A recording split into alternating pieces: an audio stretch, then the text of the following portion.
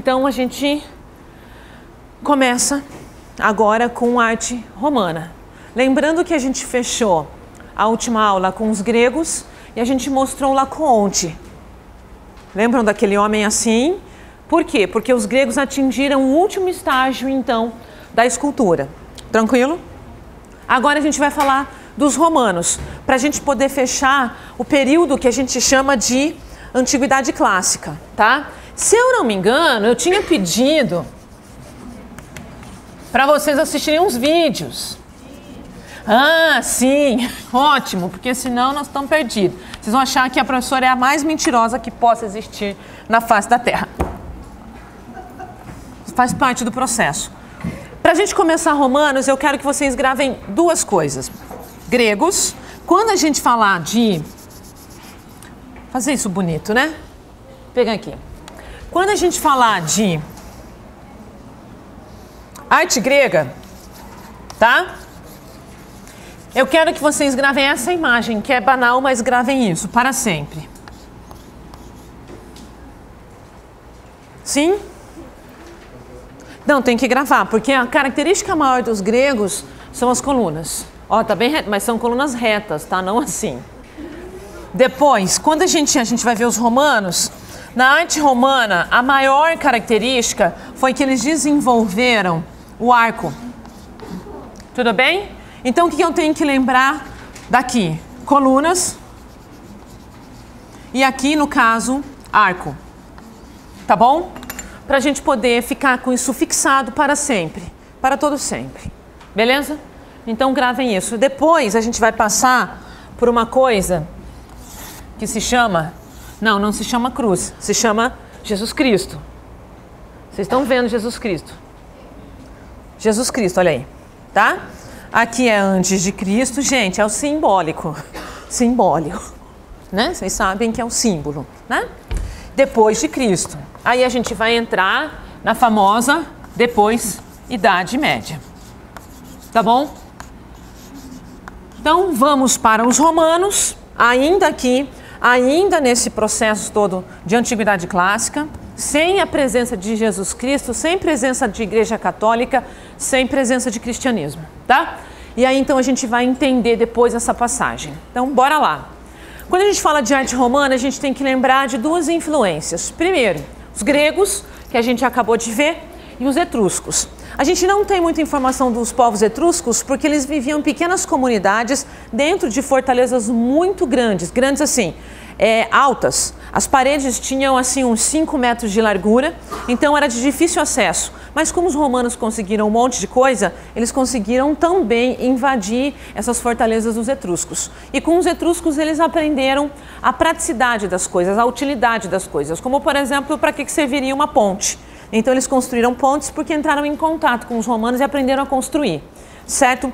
Os romanos têm uma característica muito interessante que é de entrar em contato mesmo com outros povos e permitir que outros povos viessem para Roma. Então esse intercâmbio de informação foi muito bom, por isso Roma cresceu tanto e vocês estudam lá o Império Romano, né, que ficou enorme no período, né, que a gente aí teve dos imperadores e tudo mais. Então só para vocês entenderem que essa troca de informações que os romanos vão fazer com outros povos que vai permitir que eles tivessem esse poder. E eu sempre tento pensar lá e trazer para a gente. Quanto mais informação eu conseguir e tiver o despojamento de aceitar a diferença, mais eu aprendo e mais eu cresço.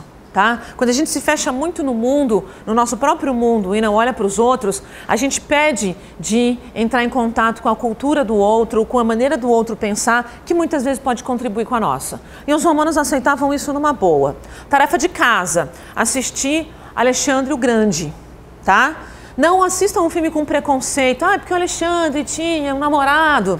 Não olhem para isso. Reparem a figura do Alexandre, porque ele está aqui, justamente o que ele vai fazer quando ele vai invadindo os povos, tá? Qual é o pensamento dele? Isso é importantíssimo para a gente até compreender por que os romanos conseguiram desenvolver tantas coisas, beleza?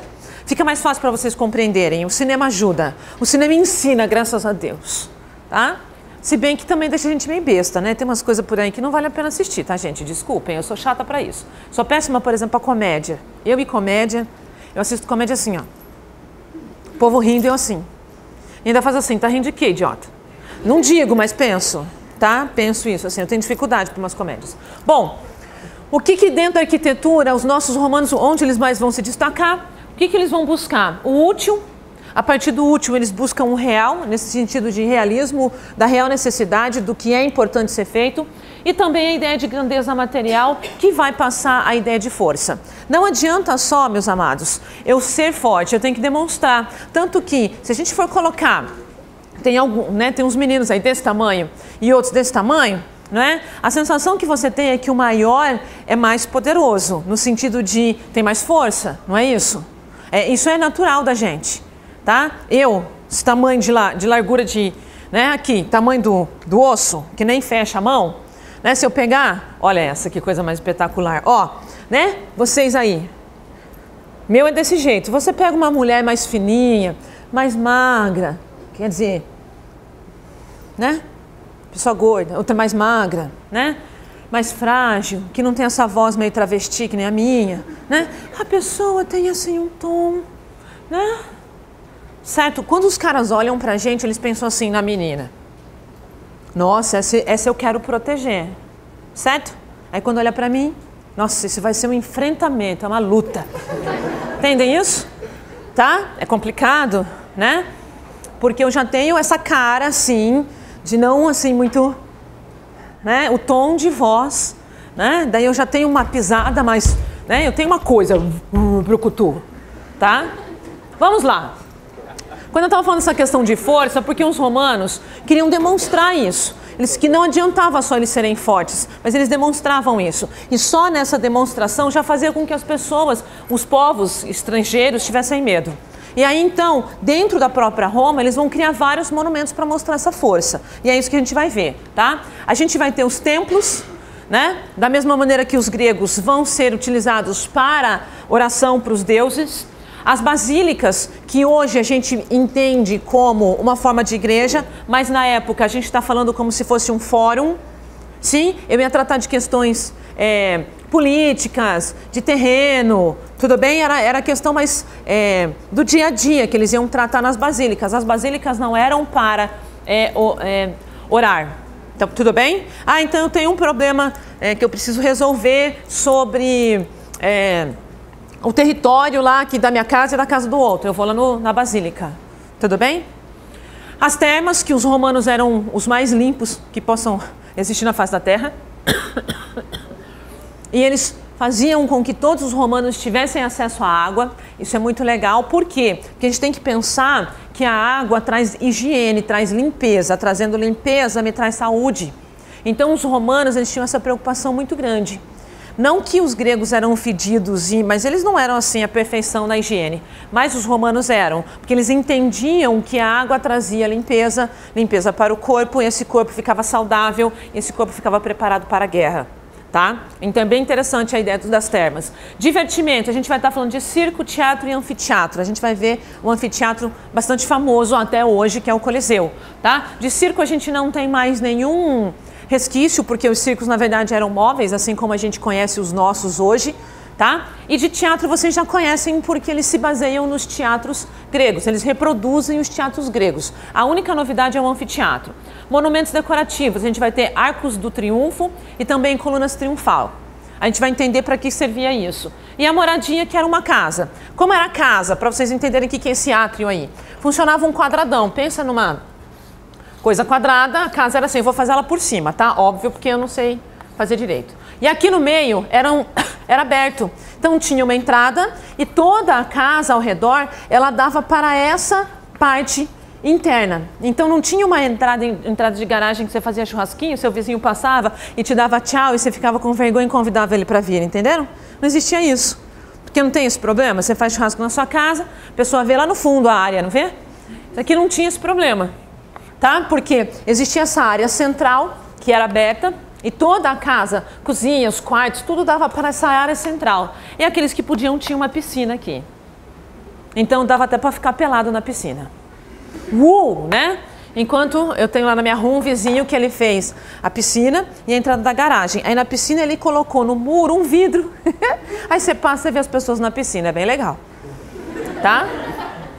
Ainda não peguei ninguém pelado lá, mas é interessante isso, né? Por que ele fez aquele vidro? Pra gente ver? Né? Sei lá, qualquer momento eu não parei, né? Um dia eu vou parar e perguntar, olha, deixa eu entender esse sistema arquitetônico, né? Então, átrio é o que eles vão chamar isso aqui, tá? É como se fosse a nossa área de convivência, mas aí era dentro, lá no meio da casa, certo? Acho isso extremamente interessante. Só que pra gente fazer isso hoje tem que ter um terreno enorme, né? Para poder fazer toda em volta, né? Mas é muito interessante esse processo deles aqui, tá? Que é o átrio, que é esse no meio, beleza? Bom, aí a gente tem as definições para que servem as coisas, mas eu já contei para vocês para que elas servem e conforme a gente for vendo, eu vou explicando mais.